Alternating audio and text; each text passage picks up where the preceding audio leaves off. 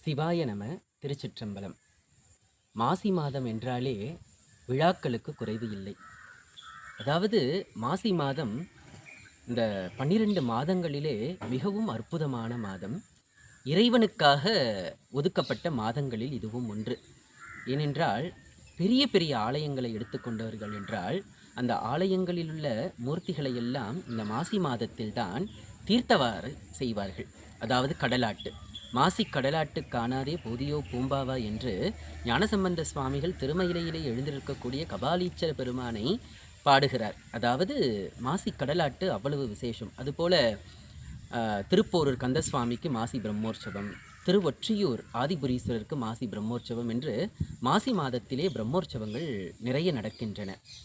அந்த வரிசையிலே நாம் சக்தியினுடைய அதி அற்புதமான ஓர் திருத்தலம்தான் மேல்மலையனூர் அங்காள பரமேஸ்வரி திருத்தலம். அன்னைக்கு இந்த மாசி மாதத்தில்தான் 10 நாட்கள் பிரம்மோற்சவமாகப்பட்டது நிகழ்ந்து வருகின்றது. இந்த அங்காள பரமேஸ்வரியினுடைய மகிமைகளை நாம் இந்த சிறு ஒரு பதிவினால் நாம் சொல்ல முடியாது. அங்காள பரமேஸ்வரி வழிபாடு என்பது சிவ வழிபாட்டில் ஒரு கூறுதான். ஏனென்றால் இந்த மகா சிவராத்திரியினுடைய தொடர்புடையதுதான் அன்னை அங்காள பரமேஸ்வரியினுடைய வழிபாடு.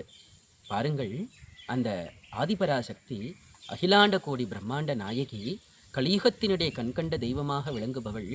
அந்த மயானத்திலே அன்னை குணு சாதிக்கின்றாள். பொதுவாகவே மயானத்திலே அமர்ந்த தெய்வங்கள், அதாவது சராசரியான மனிதர்கள் என்ன சொல்லுவாங்க, ஆக்ரோஷமாக இருப்பா, அவள் கோபக்காரியாக இருப்பா. அப்படி கிடையாது.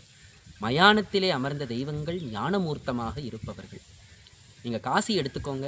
காசி என்பது மகாமயானம். அங்கு இறைவன் ஆன்மாக்களுக்கு முக்தி கொடுக்கக்கூடிய அவிமுக்தீஸ்வரராக இருக்கின்றார்.